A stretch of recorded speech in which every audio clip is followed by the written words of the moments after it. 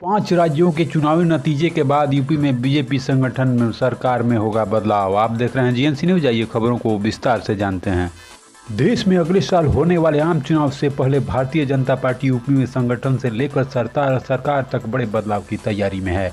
हालांकि बीजेपी सूत्रों की माने तो 5 राज्यों के चुनावी नतीजे के बाद ही यूपी में बड़ा बदलाव दिखाई दे सकता है।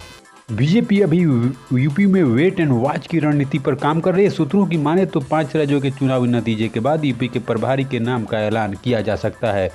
बीजेपी के एक पूर्व प्रदेश अध्यक्ष ने बताया कि यूपी में अभी संगठन और सरकार में बदलाव होने की उम्मीद कम है। सारी लीडरशिप अभी 5 चुनाव राज्यों के चुनावों में लगी हुई है। 3 दिसंबर को नतीजे आने के बाद ही यूपी में आगे की रणनीति तय की जाएगी। हालांकि बीजेपी आलाकमान लगातार यूपी की बीजेपी इकाई के संपर्क में है। पार्टी यह देखना चाहती है कि विपक्ष जो मुद्दे इन राज्यों में उठा रहे हैं उसका कितना असर दिखाई देता है। बीजेपी के इस पूर्व पदाधिकारी ने बताया कि बीजेपी के केंद्रीय नेतृत्व ने बीजेपी की यूपी इकाई से यूपी में राजभर और नोनिया समाज को लेकर एक रिपोर्ट भेजने को कहा है। यह रिपोर्ट खास तौर से पूर्वांचल के जिलों से जुड़ा होगा, जहां ओम प्रकाश राजभर और दारा सिंह चौहान का अपने जातियों में प्रभाव का दावा किया जाता है। बीजेपी इस बार दोनों नेताओं को पार्टी में बड़ा पद देने से पहले कोई कदम जल्दबाजी में लेना नहीं चाहती है।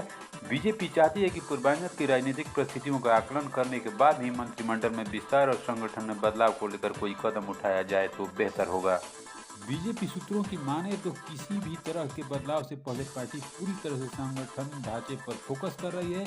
मोर्चा से लेकर बूथ लेवल तक की कमेटियों को मजबूत करने की प्रक्रिया चल रही है। इस बीच सूत्रों का दावा है कि यूपी बीजेपी के इंचार्ज राधा मोहन सिंह के विकल्प के नाम पर भी लगातार आलाकमान जल्द कोई फैसला ले सकता है।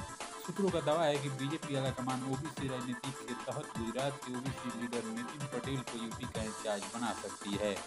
ऐसे ही खबरों के लिए हमारे चैनल पर बने रहें। खबर अच्छी